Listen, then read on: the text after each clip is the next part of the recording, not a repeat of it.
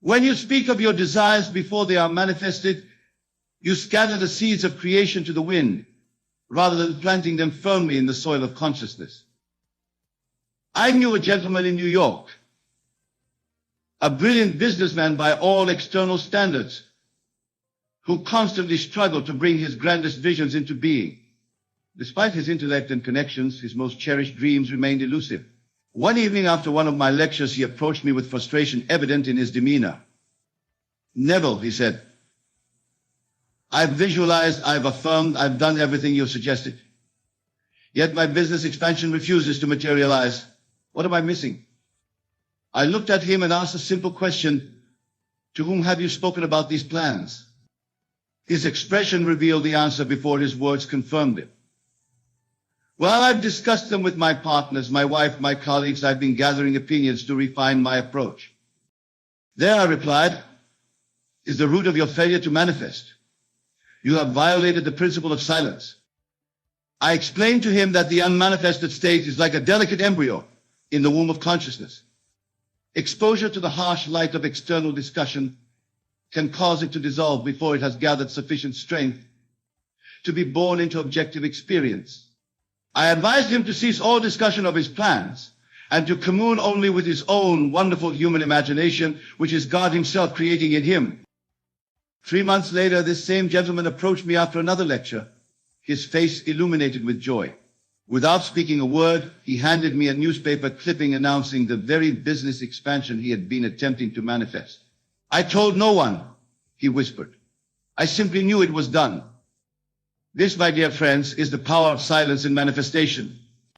When you learn to still the external conversations and the internal dialogue of doubt, you become aware of signs that your manifestation is moving from the realm of imagination into the world of form.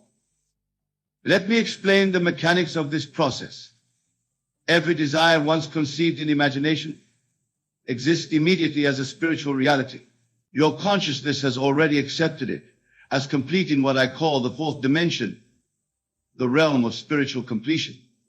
The journey of manifestation is not one of creating something new, but rather of allowing what already exists in spiritual form to clothe itself in the garments of physicality.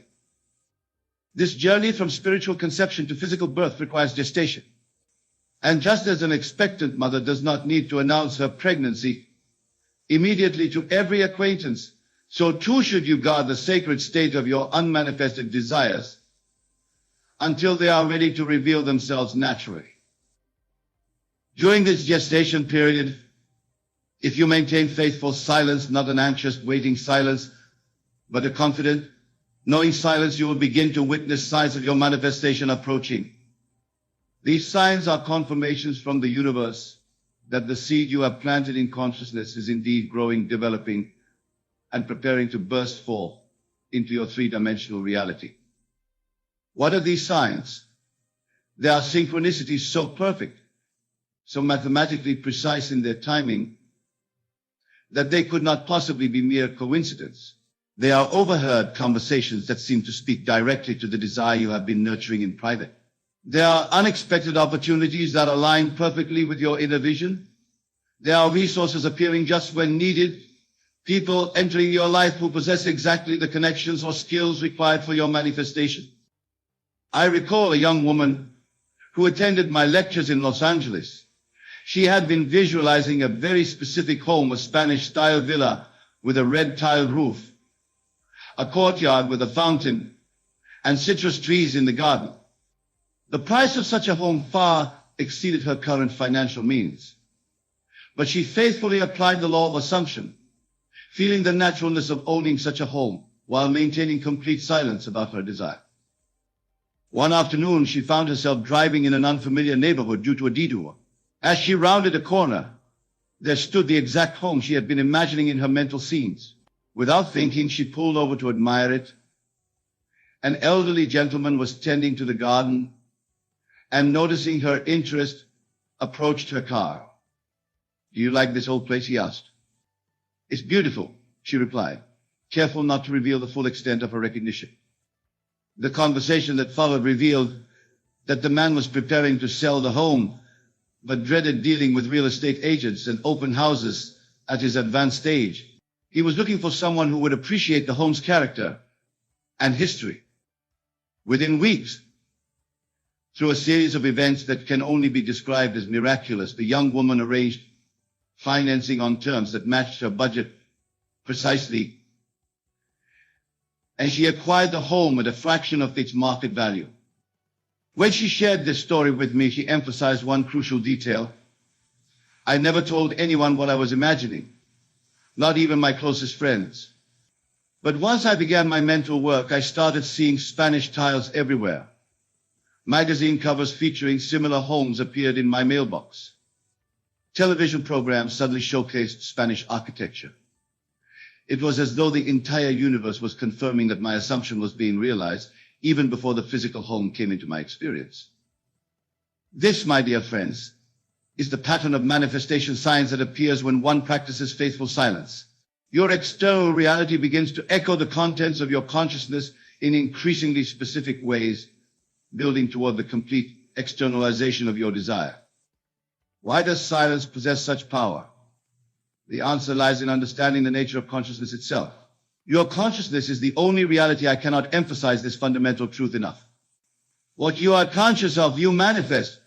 When you discuss your unmanifested desires, you become conscious of their absence, of the gap between your current state and your desired state. You focus awareness on the lack, not the fulfillment. Furthermore, the opinions and doubts of others become entangled with your pure vision. Their limited concepts of possibility infiltrate your consciousness, diluting the clarity of your assumption. Remember, the world is yourself pushed out. Others merely reflect back to you your own states of consciousness. If your consciousness is contaminated with doubt, the world will dutifully reflect that doubt back to you in countless ways. In silence, however, you maintain the purity of your vision. You commune directly with your own wonderful human imagination, which, I remind you, is God Himself in action within you. In this sacred silent communion, there is no contradiction, no doubt, no limitation imposed by conventional thinking. There is only the pure creative power of I am, declaring what is true. Consider the wisdom in the biblical instruction. Go, tell no man. After healing the leper, Jesus commanded him to say nothing of what had occurred. Was this mere modesty on Jesus' part? No. It was a profound spiritual instruction related to the law of manifestation. The transformed state, the healed condition, needed to root itself firmly in consciousness before exposure to the doubts and contrary beliefs of others. Similarly, when Peter, James, John witnessed the transfiguration of Jesus on the mountain, they were instructed to tell the vision to no man until the Son of Man be risen from the dead. The vision, the revealed spiritual reality, required protection from the limiting beliefs of the unenlightened mind until it could fully manifest in the world of form. I urge you to adopt this same sacred silence regarding your own transformations and manifestations in progress. When you feel the naturalness of your desire fulfilled, seal it with silence. Know within yourself it is done. Then move through your days alert but relaxed, watching for the signs of your manifestation approaching. The signs will come. They always do, for it is law. Not wishful thinking, not vague metaphysics, but immutable law as exact as mathematics. The signs follow the faithful practice of silence with the same certainty that day follows night. A gentleman once approached me after repeatedly failing to manifest a significant career advancement. I've been affirming my new position for months, he explained, but nothing has materialized. Upon questioning him further, I discovered that he had been discussing his techniques with colleagues, explaining to his wife each evening how he was using the law of assumption to secure the promotion, even journaling extensively about the process rather than the completion. I advised him to cease all discussion or analysis or focus on the how of his manifestation. Instead, I instructed him to capture the feeling of already occupying the new position, to fall asleep each night in that consciousness, and to remain completely silent about it to everyone. Within 3 weeks, he began noticing peculiar coincidences. His current supervisor was unexpectedly transferred to another department. A project perfectly suited to showcase his unique talents landed on his desk. A senior executive who had never spoken with him previously began engaging him in conversation in the elevator. He recognized these as manifestation signs, the bridge of incidents constructing itself to lead to his desired end. 2 months after embracing the practice of silence, he was called into the director's office and offered precisely the position he had been imagining, at a salary exceeding his original assumption. The most revealing aspect, he later told me, was that during the meeting the director used phrases that were almost identical to those I had been hearing in my own imagination. It was as though I had scripted the entire conversation in advance. Indeed, he had done exactly that. For in the silence of his focused imagination, he had planted the seed that grew into that precise experience. The signs he witnessed along the way was simply the evidence of that seed breaking ground, sending up its first tender shoots toward physical manifestation. Now, my friends, let me address a question that may be forming in your minds. If silence is so crucial, how does one distinguish between the wise silence that nurtures manifestation and the fearful silence that stems from doubt or shame regarding one's desires? The distinction lies in your inner feeling state. The silence I advocate is not the tense silence of anxiety, wondering if your desire will manifest. It is not the embarrassed silence of one who fears ridicule for their ambitions. Rather, it is the peaceful, confident silence of one who knows that what they have assumed in consciousness is already accomplished in spiritual reality and must, by law, project itself into physical experience. This silence is suffused with gratitude. It is as natural as the silence of one who, having deposited $1 million in the bank, feels no need to repeatedly announce their wealth to others. The knowing is enough. The inner acknowledgement is complete. In this state of grateful knowing silence, you carry yourself with a quiet confidence that others may notice but cannot quite define. This itself becomes a sign of your manifestation in progress, this subtle shift in your bearing, this unshakable certainty that permeates your being. I recall a dear friend who had spent years struggling with financial scarcity. After attending my lectures, she began applying the principle of silence to her manifestation of abundance. Rather than continuing to discuss her financial difficulties with friends and family as had been her habit, she assumed the consciousness of wealth and held her silence. She reported to me the remarkable shift that occurred, Neville, within days of my new practice. I began finding coins on the sidewalk, pennies at first, then nickels, then dimes and quarters. A rebate check I had forgotten about arrived in the mail. A client who had owed me a small sum for months suddenly paid their invoice. These were small amounts, to be sure, but I recognized them as signs confirming my new state of consciousness. She continued her faithful silence, neither boasting of these initial signs nor discussing her practice. The signs accelerated. A distant relative sent her a birthday gift of $500, something that had never occurred previously. She was offered a project at work that came with an unexpected bonus. A property she had invested in years earlier, which had been sitting stagnant in value, received a purchase offer well above market price. Within 6 months, her financial situation had transformed completely. The fascinating aspect of her story was that each manifestation sign seemed to be calibrated perfectly to her expanding capacity to accept abundance. The universe did not immediately drop $1 million in her lap, which might have overwhelmed her consciousness and been rejected as impossible. Instead, evidence of her shifting financial reality appeared in graduated steps, each one expanding her acceptance of prosperity until the full manifestation of abundance became her natural state. This pattern of graduated signs is common in significant manifestations. The universe, which is really your own wonderful human imagination, operating beyond your conscious awareness, knows exactly how to build the bridge of incidents that will carry you from your present state to your desired state in the most natural manner. Your task is simply to maintain the assumption of the wish fulfilled and to honor that assumption with faithful silence, watching with alert interest as the signs multiply around you. Now there is another dimension to this practice of silence, that we must explore the silencing of the internal voice of doubt and contradiction. For many, this inner voice is far more destructive to manifestation than any external discussion could ever be. You may refrain from speaking of your desires to others, yet maintain a running commentary within your mind that contradicts the very state you are attempting to assume. This internal argument must be silenced if your manifestation is to proceed unimpeded. Remember the biblical injunction, let the weak say, I am strong. Not I will be strong, not I am becoming strong, but I am strong, the full acknowledgement of the desired state as an accomplished fact. When the internal voice argues, but you are not strong, you are weak, true silence consists of gently but firmly refusing to entertain this contradiction. A useful practice is to respond to all internal doubts with a simple statement. That may be true in the world of shadows, but in the reality of my consciousness, where creation actually occurs, I am precisely what I have assumed myself to be. Then return to the feeling of your wish fulfilled. This internal silence, this refusal to argue with your manifestation, creates a vacuum that must be filled.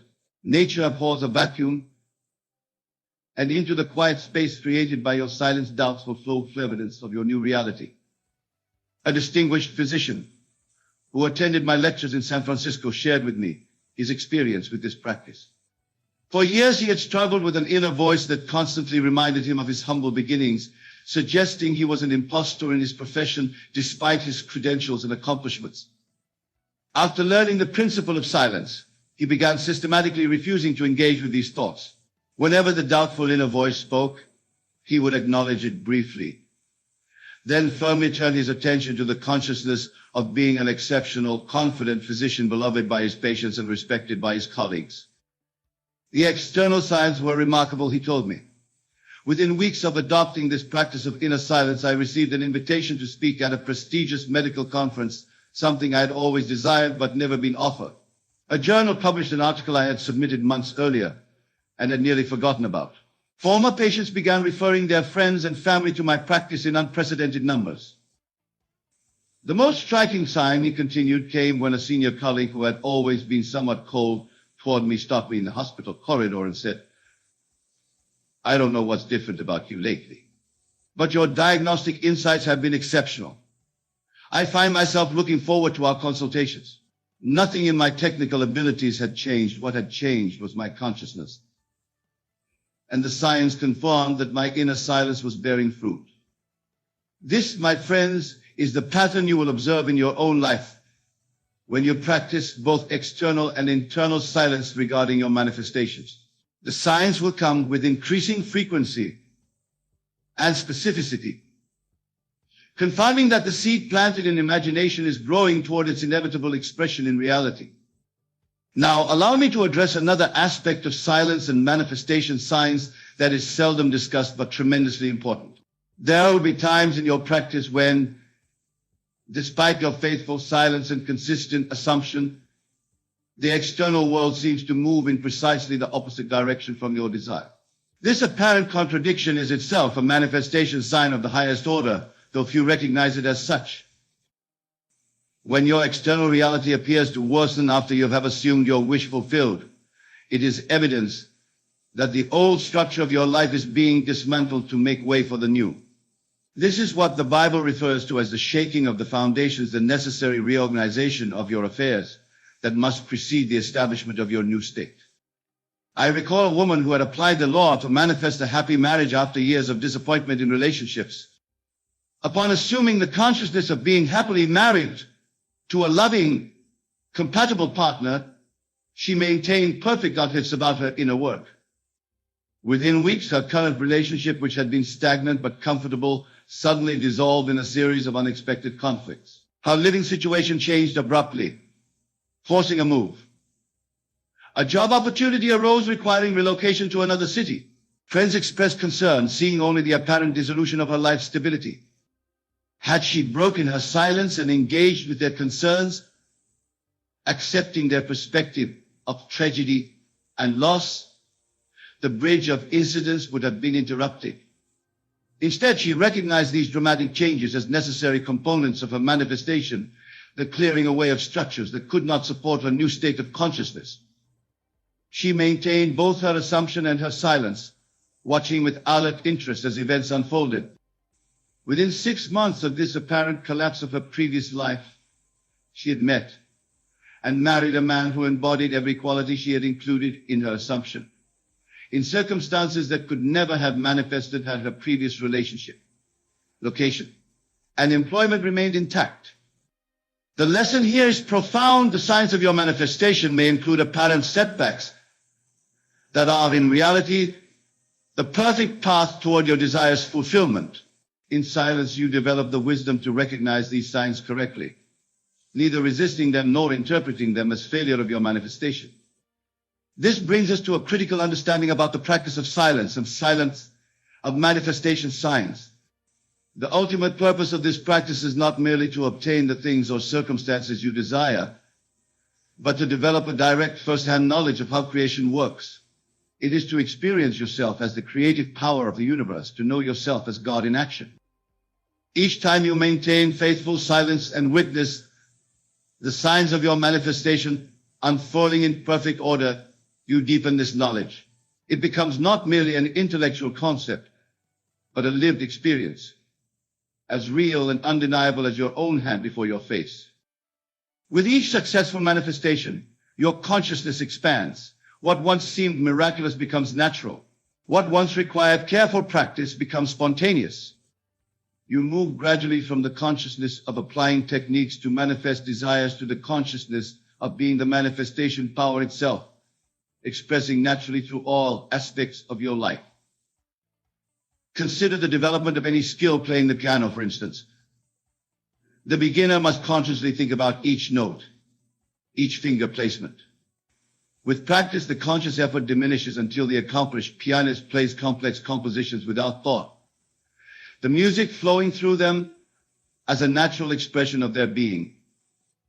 So it is with manifestation. The conscious application of technique, the deliberate assumption of the feeling of the wish fulfilled, the disciplined maintenance of silence eventually gives way to spontaneous creative expression. You no longer use the law. You experience yourself as the law in operation. The observation of manifestation science plays a crucial role in this development. Each sign you recognize is confirmation not merely of your specific desire's progress, but of the broader truth of your creative nature. Each sign strengthens your conviction, not in the law as something external to be applied, but in yourself as the creative principle in expression. I knew a man who began his study of the law with small manifestations, parking spaces, unexpected sums of money, specific encounters. He practiced faithful silence and became adept at recognizing the signs that preceded each manifestation. As his confidence grew, he expanded his application to larger desires: a specific home, a career advancement, the resolution of a long-standing family conflict. In each case, his recognition of the preliminary signs strengthened his conviction in the inevitable fulfillment of his assumption. After several years of this practice, I noticed a profound shift in his demeanor and his reports of his experience. He no longer spoke of working to manifest specific desires. Instead, he described living in a state of continuous creation, where his consciousness naturally expressed as harmonious conditions without deliberate effort. The most significant change, he told me, is that I no longer see manifestation signs as separate events pointing towards some future fulfillment. I now recognize that all of experience is a sign, a reflection of what I am conscious of being. The entire universe is a manifestation sign, responding precisely to my state of consciousness in each moment. This, my friends, is the higher understanding toward which our practice leads. The ultimate silence is not merely the disciplined non-discussion of specific desires. It is the tranquil mind that has transcended the need for external validation of its creative power. The ultimate recognition of signs is not merely noticing synchronicities that precede manifestation. It is the direct perception of all experience as the immediate expression of consciousness. Now, some of you may wonder, if silence is so crucial to successful manifestation, how are we to understand the scriptural injunction to make your requests known unto God? Does this not imply that we should speak our desires? The resolution of this apparent contradiction lies in correctly identifying who or what God is. God is not an entity separate from yourself, to whom requests must be communicated. God is your own wonderful human imagination, The speech that communicates with God is not verbal expression, but the language of feeling and assumption. You make your request known unto God by assuming the feeling of your wish fulfilled, by experiencing in imagination the reality of your desire accomplished. This inner communication requires no words, no verbal or written expression. It is the direct impregnation of the subconscious through the medium of feeling. This is the true meaning of prayer, not beseeching an external deity, but communing with the creative power of your own consciousness through the assumption of the reality of your desire. And this communion is most perfect when wrapped in golden silence, undisturbed by the contradictions of external discussion or internal doubt. Let me share with you a personal experience that illustrates this principle with particular clarity. Many years ago, before I fully understood the law, as I now teach it, I desired to leave the island of Barbados and travel to the United States. The circumstances of my life at that time made such a journey seem impossible. I had no money, no connections in America, no obvious path to realize this desire. One night, in the quiet of my small room, I applied what I then understood of imaginative power. Rather than speaking my wish to others, or even formulating it in words within my own mind, I simply assumed the feeling of being in New York City. I felt the cool air of a New York autumn compared to the tropical climate I knew. I felt the solidity of pavement beneath my feet, rather than the familiar island soil. I heard the unique cacophony of New York traffic replacing the sounds of my island home. I maintained complete silence about this inner work. I told no one of my desire to travel to America, nor of my imaginative practice. Indeed, I scarcely acknowledged it consciously to myself after that night, returning to my daily routine without anxious attention to my manifestation. Within weeks, I began noticing unusual signs. A newspaper article about New York appeared prominently, though I had never sought such information. A distant acquaintance of my family mentioned their connection to someone in the shipping industry. Small sums of money came to me through unexpected channels. Had I discussed these signs with others, they would have seemed insignificant, coincidental. Had I analyzed them anxiously, trying to construct a logical bridge between these occurrences and my desired travel, I might have dismissed them as insufficient. But in my silence, I simply observed them with quiet interest, neither doubting nor attaching excessive significance to them. The signs accumulated. The seemingly disconnected events formed a pattern that, in retrospect, was leading unerringly toward the fulfillment of my desire. Within months, through a series of circumstances that appeared miraculous from the outside, but that I recognized as the natural unfoldment of my assumption, I found myself aboard a ship bound for New York, all obstacles having been dissolved through no conscious effort of my own. This experience and countless others in my life and in the lives of those who have applied these principles has convinced me beyond any doubt of the creative power of consciousness and the crucial role of silence in allowing that power to express freely. The signs of manifestation are always present for those with eyes to see and the wisdom to remain silent as the seed of assumption grows to fruition. These signs are not coincidences, not random events, but the logical, lawful unfoldment of the creative process initiated in consciousness. My friends, as we approach the conclusion of our discussion, let me emphasize more staying silent to the fertile soil in which your manifestations grow most vigorously. External silence, refraining from discussion of your desires and practices, protects the delicate seed of assumption from the potentially withering effect of contradiction and doubt from others. Internal silence, refusing to engage with your own questioning thoughts, maintains the integrity of your assumption until it manifests as objective fact. In this dual silence, you will indeed start seeing manifestation signs everywhere. The entire universe will rearrange itself to reflect the truth of what you have accepted in consciousness. These signs are not the fulfillment itself, but the shadows cast by the approaching manifestation as it moves from the realm of imagination into physical expression. Learn to recognize these signs without breaking your silence to discuss them. Acknowledge them privately as confirmation of your creative power. Then continue in the calm assumption of your wish fulfilled. The signs will multiply and intensify until the full manifestation stands before you as accomplished fact. Remember always, your consciousness is the only reality. What you are conscious of being, you must become. In the silence of pure assumption, undisturbed by external discussion or internal contradiction, this creative process proceeds with perfect precision according to law. I challenge you to test this principle in your own experience. Select a desire, perhaps something that has thus far eluded your attempts at manifestation. Formulate clearly in your mind the state you wish to attain. Then, in a moment of quiet relaxation, assume the feeling of already having realized this state.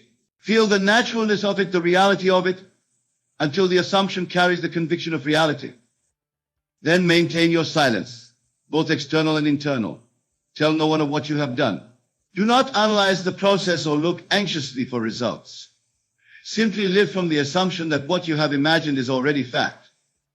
Watch with alert but detached interest as the signs begin to appear in your world. Note them, acknowledge them privately, then continue in your calm assumption. The signs will increase in frequency and relevance, constructing the bridge of incidents that leads inevitably to your manifestation's complete expression in reality. This is the law, and it operates with mathematical precision for anyone who applies it correctly. The silence you maintain is not inaction, but the most profound form of action, the deliberate focusing of creative power without dissipation through speech or doubt. In this silence, you participate consciously in the divine creative process that is your birthright. You experience yourself as God in action, as the imagining power that shapes reality itself. There's no higher calling, no more worthy endeavor than this conscious cooperation with the creative principle of the universe.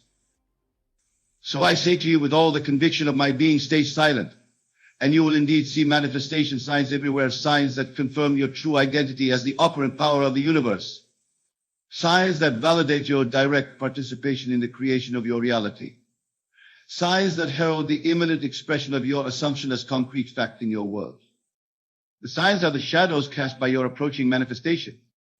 The fulfillment itself, the complete expression of your assumption in physical reality, follows the signs with the same certainty that the body follows the shadow, that the object follows its reflection. In faithful silence, observe these signs with gratitude and continue in confidence in the perfect operation of the law. Then when your manifestation stands before you as accomplished fact, you may speak of it, if you wish, not as something gained through technique or effort, but as the natural expression of what you have been conscious of being. This is the mystery and the glory of your creative nature. This is the practical application of the highest spiritual truth.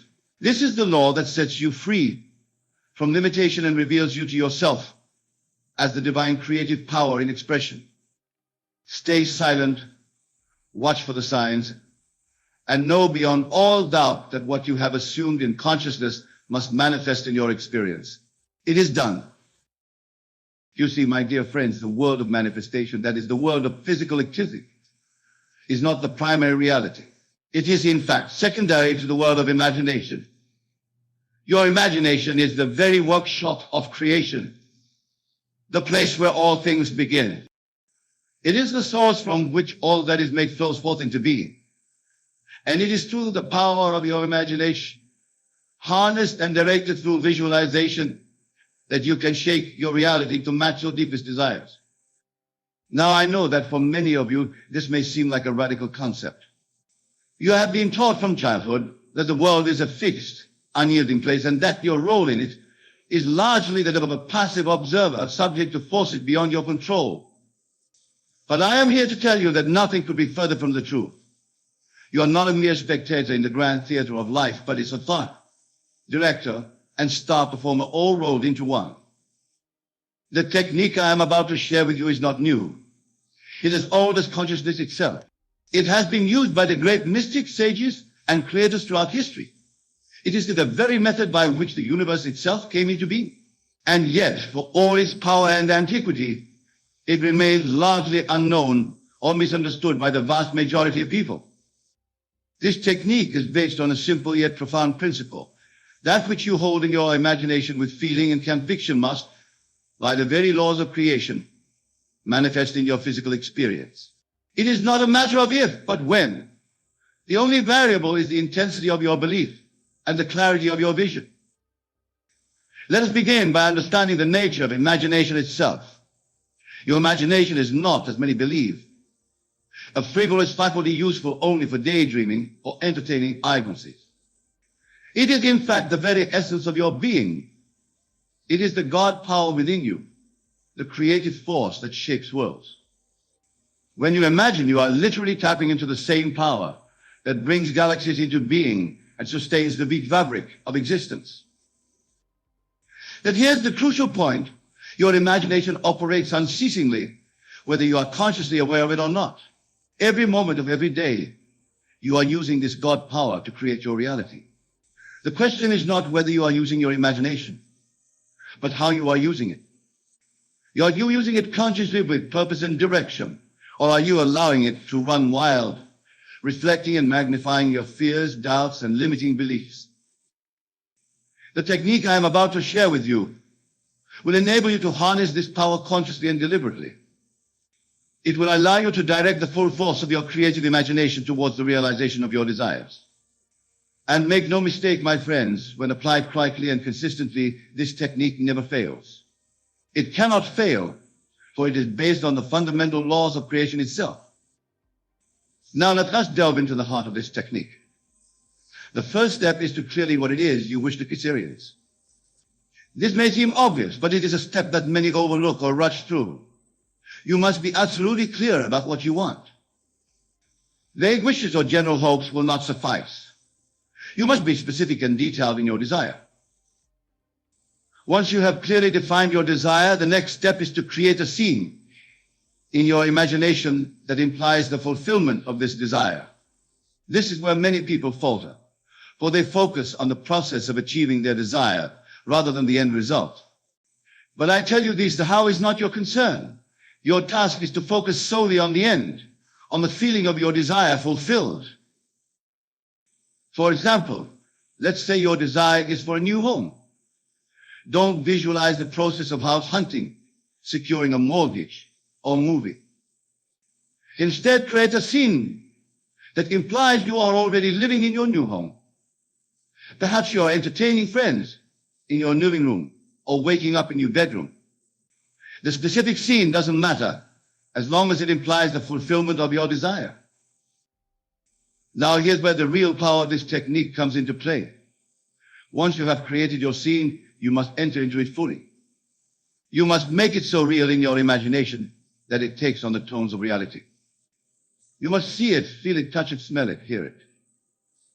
Use all your senses to make this imaginal scene as vivid and real as possible. But mere visualization is not enough. The key to this technique, the element that makes it unfailingly effective, is feeling. You must feel the reality of your imagined scene. You must generate within yourself the emotions you would experience if your desire were already fulfilled. This feeling is the secret and the power of the entire operation. You see, my dear friends, in the realm of imagination, there is no distinction between what is real and what is imagined. Your subconscious mind, which is directly connected to the creative power of the universe, cannot distinguish between a vividly imagined experience and a physical. When you combine clear visualization with genuine, you are literally experiencing your desire in a realm that is more real, more fundamental than the physical world. Now, some of you may be thinking, but Neville, I've tried visualization before, and it didn't work. To this I say, you have not truly visualized until you have felt the reality of your agency. Mere mental pictures are not enough. You must feel it to be real. You must generate within yourself the conviction that what you are imagining is not a future possibility, but a present fact. This is where most people falter in their attempts at manifestation. They treat their imaginal scenes as pleasant fantasy or hopeful daydreams. But I tell you this, your imaginal acts must be as real to you as any physical experience. In fact, they must be more real, for they are the cause and physical reality is merely the effect. Let me give you an example to illustrate this point. Suppose you desire financial abundance. Many people, when they visualize wealth, see themselves counting money or looking at a bank statement with a large balance. But these are external symbols of wealth. They do not capture the feeling of being wealthy. Instead, I want you to imagine a scene that implies the feeling of financial abundance. Perhaps you're sitting in a beautiful restaurant ordering whatever you desire without a second thought about the cost. Or maybe you're calmly writing a large check for a charitable cause dear to your heart, knowing that you have more than enough. Feel the peace, the security, the joy that comes with true financial abundance. Let these feelings permeate your entire being. When you can do this, when you can make your imaginal scene so real that it elicits genuine emotion, you are set in motion forces that must, by the very nature of creation, bring your desire to physical manifestation. For you see, my friends, the outer world is nothing more than a reflection of your inner world. What you hold to be true in your imagination with feeling must externalize itself in your experience. Now I can sense that some of you are struggling with this concept. You're thinking, but Neville, how can my imagination change external circumstances? How can it affect other people or events beyond my control? And to this I say there are no external circumstances. There are no other people in the sense that you think of them. There is only consciousness, only imagination. This may seem like a radical statement, but I assure you it is the absolute truth. The entire universe, with all its seeming solidity and complexity, is nothing more than consciousness made visible. And your individual consciousness is not separate from the universal consciousness. It is one with it, a focal point of the infinite creative power that underlies all of existence. When you truly grasp this truth, when you internalize it and make it the foundation of your understanding, you will see that there are no limits to what you can achieve through the power of your imagination. For in reality, you are not changing external circumstances at all. You are simply shifting your consciousness. And in doing so, you shift the entire universe. Let's delve deeper into this concept, for it is crucial to understanding the full power of the technique I am sharing with you. Most people believe that their thoughts and feelings are a reaction to external circumstances. They believe that they feel happy because something good happened, or sad because something bad occurred. But I tell you this, your thoughts and feelings are not the effect of circumstances, they are the cause of them. Your consciousness is the only reality. The world you experience is nothing more than your consciousness pushed out. Every person, every object, every circumstance in your life is a reflection of your own mental states. This is why two people can experience the same external event in completely different ways. It's not the event itself that determines their experience, but their consciousness. Now, I know this may be difficult to accept at first. It flies in the face of everything you've been taught about the nature of reality. But I urge you to test this principle for yourself. For when you begin to live from this understanding, you will experience a freedom and a power beyond anything you've ever known. Let's return to our technique of visualization. When you create a scene implying the fulfillment of your desire, and when you enter into that scene with full sensory vividness and genuine feeling, you are literally rearranging the entire universe. You are shifting your consciousness, and in doing so, you are shifting the reflection that is your physical reality. This is why it's so crucial to persist in your imaginal act until it takes on the tones of reality. You must continue to return to your scene, to live in it and from it, until it feels more real to you than your current physical circumstances. This is not always easy. It requires discipline and persistence. But I assure you the results are well worth the effort. Now, some of you may be wondering about the role of action in this process. You may be thinking, surely, Neville, we must do something in the physical world to bring about our desires. And to this I say, inspired action will naturally flow from your shift in consciousness. When you have truly impressed your subconscious mind with the reality of desire fulfilled, you will find yourself naturally taking the right actions at the right time. But, and this is crucial, you must not force action from a place of lack or need. Any action taken from the belief that you need to make your desire happen is counterproductive. It stems from a lack of faith in the creative power of your imagination. Instead, allow action to arise naturally as a result of your new state of consciousness. Remember, the world is a shadow, a reflection of your inner world. When you change the inner, the outer must change to match you. This is not wishful thinking or magical thinking. It is the fundamental law of creation. It is how the universe itself operates. Now let me address another question that often arises when I speak of this technique. Many people ask, how long will it take for my desire to manifest? And to this I say, time is an illusion of the physical world. In the realm of imagination, where all creation takes place, there is no time. Your desire is fulfilled the moment you feel the reality of its fulfillment in your imagination. The time it takes for your desire to appear in your physical appearance depends on many factors, including the naturalness of the desire, the intensity of your feeling, and your ability to persist in the assumption of its fulfillment. But know this, the moment you have succeeded in feeling the reality of desire fulfilled, its manifestation in the physical world is assured. This brings us to another crucial aspect of this technique, detachment. Once you have impressed your subconscious mind with the reality of your desire fulfilled, you must release it. You must let go of anxiety or urgency about its manifestation.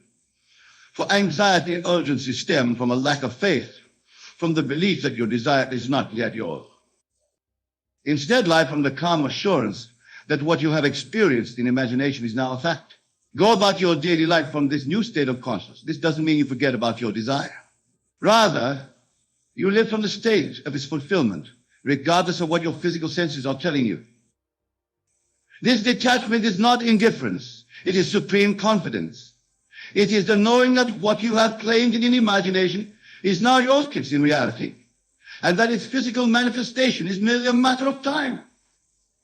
This attitude of calm assurance is incredibly powerful.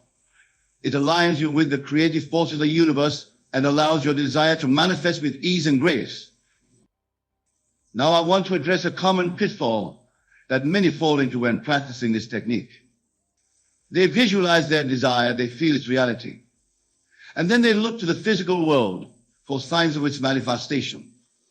When they don't see immediate results, they become discouraged and doubt the process.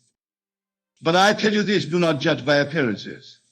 The physical world, being the shadow of consciousness, often takes time to reflect the changes in your imagination. Your task is to persist in the assumption of your desire fulfilled, regardless of what your physical senses are telling you. Remember, your senses show you the world as it was, not as it is becoming. This persistence in the face of contrary evidence is what separates those who succeed with this technique from those who fail. It requires faith, not blind faith, but faith born of understanding. Faith in the creative power of your own imagination. Faith that what you have experienced as real in your imagination must, by the very laws of creation, manifest in your physical reality. Let me give you an example to illustrate this point. Suppose you are using this technique to manifest a promotion at work. You create a scene implying you have already received the promotion. Perhaps you imagine yourself sitting in your new office or receiving congratulations from your colleagues. You enter fully into this scene, making it vivid and real in your imagination. You feel the joy, the pride, the sense of accomplishment that comes with this promotion. Now, having done this, you go to work the next day. Nothing seems to have changed. Your boss doesn't mention anything about a promotion. Your colleagues treat you the same as always. This is where many people falter. They allow the evidence of their physical senses to negate their imaginal experience. But the person who understands the true power of this technique does not waver. They continue to live from the assumption that the promotion is theirs. They interact with their boss and colleagues from this new state of consciousness. They perform their work with the confidence and authority of someone in their new position. They persist in this assumption, regardless of appearances, until the physical world reshapes itself to match their inner conviction. This, my dear friends, is the true test of your faith in this technique. Can you persist in the assumption of your desire fulfilled and all physical evidence that seems to contradict it? Can you remain loyal to your experience in the face of apparent failure or delay? If you can, then I assure you your success is guaranteed. For you see, this technique is not about forcing the world to bend to your will. It is about aligning yourself with the creative power of the universe. It is about realizing that you are one with this power. It flows that is through you and as you. When you visualize with feeling, you are not sending out a request to some external force. You are awakening to the truth of who you really are, a creative force capable of shaping reality itself. Now let's delve even deeper into the mechanics of this technique. When you create your scene and enter into its full sensory vividness, you are doing something truly remarkable. You are literally creating a new memory. Your subconscious mind, which cannot distinguish between a vividly imagined experience and a physical one, accepts this new memory as fact. This is crucial because your subconscious mind is the part of you that is directly connected to the creative power of the universe. It is the part of you that shapes your reality according to your beliefs and assumptions. By impressing a new memory upon your subconscious, you are literally reprogramming the metrics of your reality. Think about this for a moment. Every experience you've ever had, every belief you hold, every assumption you make about the nature of reality, all of these are based on memories. They are based on past experiences that have shaped your understanding of what is possible and what is not. But what if you could create new memories? Memories of experiences you desire, but have not yet had it in the physical world. This is exactly what you're doing when you use this visualization technique correctly. You are creating a new memory of your desire fulfilled, and your subconscious mind, accepting this new memory as fact, begins to reshape your reality to match it. It influences your thoughts, your emotions, your actions, and even the actions of others around you, all to bring about the manifestation of your imagined experience. This is why it's so important to make your imaginal scene as vivid and real as possible. The more real it feels, the more readily your subconscious mind will accept it as fact. And the more completely your subconscious accepts it, the more powerfully and rapidly it will work to bring it into physical manifestation. Now, some of you may be thinking, but Neville, what if I can't make my imaginal scene feel real? What if I struggle to generate feeling of my desire fulfilled? To this I say, practice. Like any skill, the ability to make your imaginal scenes feel real improves with practice. Start with small things. Visualize yourself enjoying a favorite meal or receiving good news. Practice feeling the reality of these simple scenes until it becomes second nature. As you become more adept at this, you can move on to larger desires. But remember, the size of the desire is irrelevant to the creative power of your imagination. In the realm of imagination, there is no distinction between big and small desires. All are equally possible, equally real. Another powerful aspect of this technique is repetition. While a single intensely real imagination can be enough to set the affairs of manifestation in motion, repeated imaginal acts can be incredibly powerful. They serve to deepen your conviction, to make your new assumption feel more and more natural. But, and this is crucial, your repetitions must not stem from a sense of lack or need. You're not repeating your imaginal act because you're trying to make it happen. You're repeating it because it's enjoyable, because living from the state of your desire fulfilled is pleasurable in itself. Each repetition should deepen your feeling of naturalness, your sense that this is simply who you are and how your world is. Now let's address another important point. Some of you may be wondering about the ethics of this technique. You may be thinking, if I can manifest anything I desire, what's to stop me from using this power selfishly or to harm others? This is a profound question, and it speaks to the very nature of consciousness and creation. First, let me say this: true harm to another is impossible in the highest sense because there is no other in reality. We are all one consciousness, individualized into seemingly separate beings. What you do to another, you do to yourself. This understanding naturally leads to an ethical use of this creative power. Moreover, as you begin to use this technique and experience its results, you will find your desires naturally becoming more aligned with the highest good of all. For you will realize that your joy or fulfillment is not separate from the joy and fulfillment of others. You will find yourself naturally desiring and creating experiences that uplift and benefit not just yourself, but all of consciousness. This brings us to another crucial point: the importance of your state of being. You see, my dear friends, what you get is not always what you think you want, but always a perfect reflection of your state of being. This is why it's so important to focus on the feeling of your desire fulfilled rather than on the external symbols of circumstances.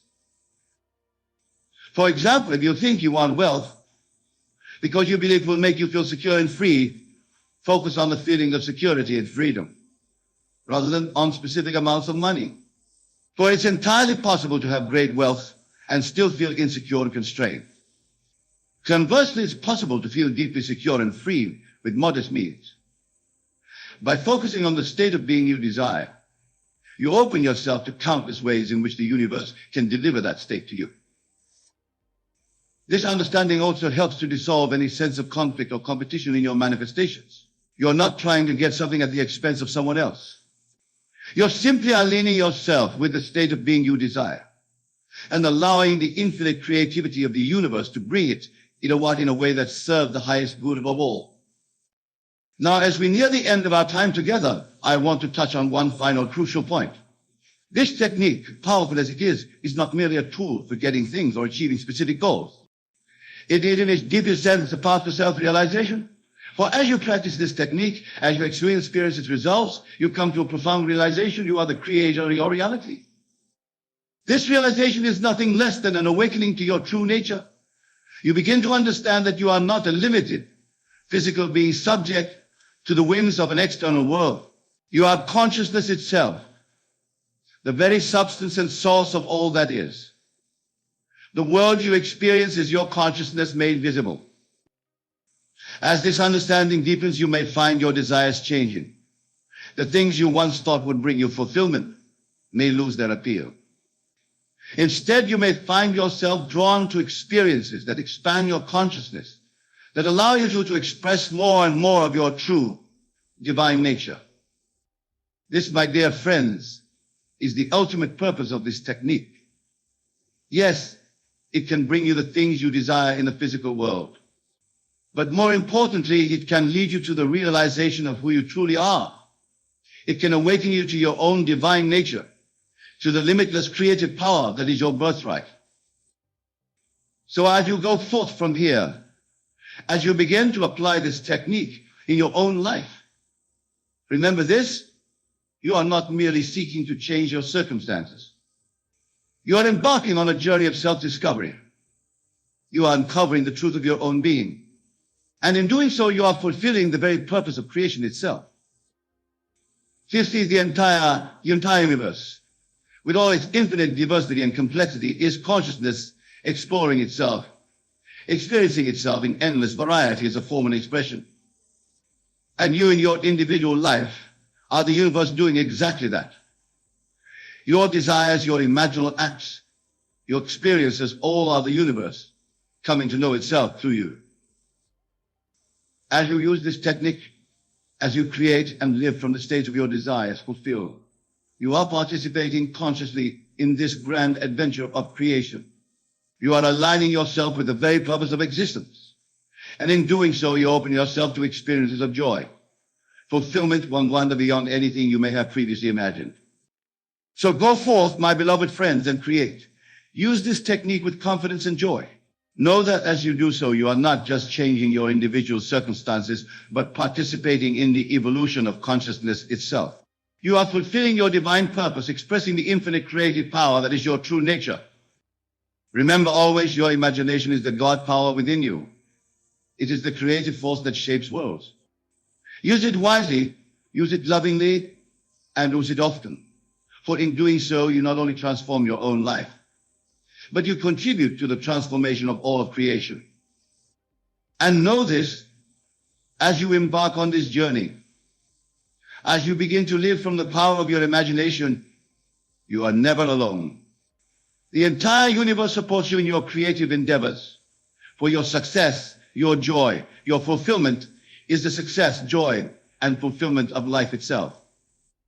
So visualize boldly, feel deeply, and persist faithfully. For as you do, align yourself with the very power that creates worlds. And that alignment, all things become possible. You become the conscious author of your life, the deliberate creator of your reality. This, my dear friends, is your birthright. This is your true nature. Claim it, live from it. And watch in wonder as your world transforms to match the beauty and power of your own divine imagination.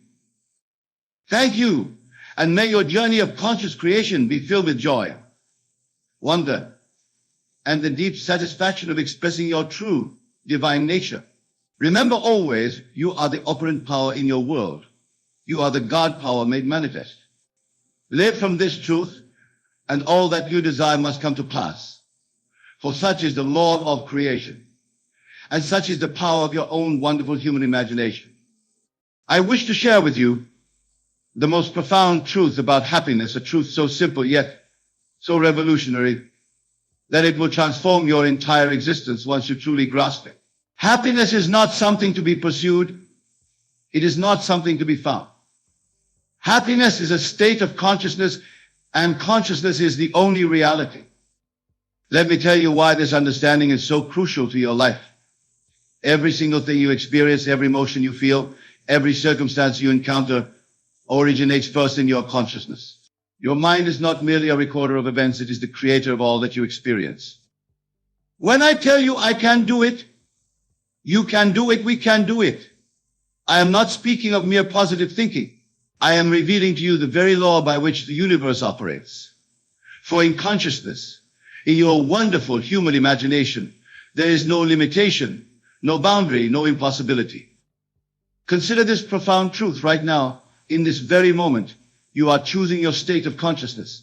You are selecting the feeling that dominates your being. And that feeling, that state of consciousness, must externalize itself in your world. For this is law. I tell you from my own experience, and from witnessing countless transformations in others, that when you truly understand that happiness is a choice of consciousness, your entire world transforms. For what you feel with conviction in consciousness must objectify itself in your world. Let me share with you what I mean when I say, I can do it. When I make this statement, I am not speaking from a place of hoping or wishing. I am speaking from a state of knowing. For in consciousness, I have already done it. In consciousness, I have already achieved it. In consciousness, I am already experiencing it. You see, the outer world is nothing more than your inner world objectified. Everything you now see and experience was first only imagined. Therefore, when you say, I can do it, you are not making a statement about future possibility. You are declaring a present reality in consciousness. Think of it this way. When you say you can do it, you are acknowledging the divine power within another. You are recognizing that they too are God in expression, temporarily wearing the mask of humanity. For there is only one consciousness, one God, one I am, expressing itself through all. And when we declare together we can do it, we are acknowledging the ultimate truth, that we are all one consciousness, one divine being, expressing itself through seemingly separate forms. In this understanding lies the secret of true happiness, true achievement, true fulfillment. Let me tell you something about happiness that few understand. Happiness is not dependent on external circumstances. It is not the result of what happens to you. Happiness is a choice you make in consciousness, and that choice shapes everything that follows. I remember a lady who came to me in deep despair. Her circumstances were dire, her future seemed bleak, and she could see no reason for happiness. I told her something that transformed her life. Your consciousness is the only reality. Choose now to enter the state of happiness, regardless of circumstances, and watch as your entire world reshapes itself to match your new state. She did this faithfully, and within weeks, her entire world transformed. Not because external circumstances changed first, but because she changed her state of consciousness first. For this is the law, the outer must conform to the inner. When you say, I can do it, you must feel the truth of it in your consciousness. Feel the confidence, feel the certainty, feel the natural knowing that comes with true ability. For feeling is the secret, and what you feel with conviction must externalize itself in your world. Consider what happens when you truly understand that happiness is not something to pursue, but a state to assume. In your imagination, which is your real being, you can in one moment shift from despair to delight, from limitation to boundless possibility. This is not fantasy. This is the law of consciousness in operation. When you declare, I can do it, you must understand that you are not speaking to some future possibility. You are claiming your present power. For in consciousness, where all creation takes place, there is no time. The future you desire exists now in your imagination, waiting to be claimed through your assumption. Let me share with you a principle that will revolutionize your understanding of happiness and achievement. Your consciousness is the only reality. Therefore, when you assume the feeling of happiness, when you live from the state of I can do it, you are creating the only place where creation can occur. Think about this. Every great achievement in human history began with someone saying, I can do it. But they didn't just say it with their lips. They felt it with their whole being. They lived from that state of consciousness until it became their reality. This is the secret that all great achievers have known. When you say you can do it to another, you are actually acknowledging the divine power within them. You are recognizing that they too are God in expression. For there is only one consciousness, one God, expressing itself through all of humanity. Your recognition of their power helps to awaken it within them. And when we join together in declaring we can do it, we are acknowledging the ultimate truth, that we are all one consciousness, temporarily wearing different masks. In this understanding lies the secret of true cooperation, true achievement, true happiness. Let me tell you something about the nature of happiness that few understand. Happiness is not a response to events. It is a choice of consciousness that determines how events will unfold. When you choose to live from the state of happiness, the entire universe must rearrange itself to match your assumption. I remember a young man who came to me frustrated with his inability to achieve his goals. He had tried everything, he said, but nothing seemed to work. I told him, stop trying to achieve and start assuming the feeling of the achievement. Live from the end. Feel the happiness of accomplishment now. He looked at me puzzled and asked, but how can I feel happy about something that hasn't happened? I replied, your outer world is merely your inner world objectified. What you establish in consciousness today must manifest in your world tomorrow. This is law. You see, when you say, I can do it, while feeling defeated, you are contradicting yourself in consciousness. But when you assume the feeling of already having done it, when you live from that state of accomplishment, you are creating in the only place where creation can occur, in consciousness. Let me share with you a secret about the phrase, you can do it. When you say this to another, you must say it from the consciousness of already seeing them successful. Feel the joy of their achievement. Feel the naturalness of their success. For in consciousness, where all things exist, you are helping to awaken their own divine power. And when we declare we can do it, we are entering into the highest form of creative activity. For in that declaration, properly felt and understood, we are acknowledging our oneness with all creation. We are recognizing that what benefits one benefits all, for we are all one consciousness. Think of happiness not as something to achieve, but as something to accept now. In your imagination, which is your real being, you can this very moment accept the feeling of happiness, regardless of circumstances. And what you accept in consciousness must manifest in your world. Let me tell you of a principle that never fails. The intensity of your feeling determines the speed of its manifestation. When you declare, I can do it, you must feel it with your whole being. Feel the confidence. Feel the certainty. Feel the natural knowing that comes with true ability. Consider this eternal truth about the power you hold within your own being. When you truly grasp that happiness is your natural state, that achievement is your divine right, you begin to operate from an entirely new level of consciousness. For consciousness is the only reality. And what you establish there must manifest in your world.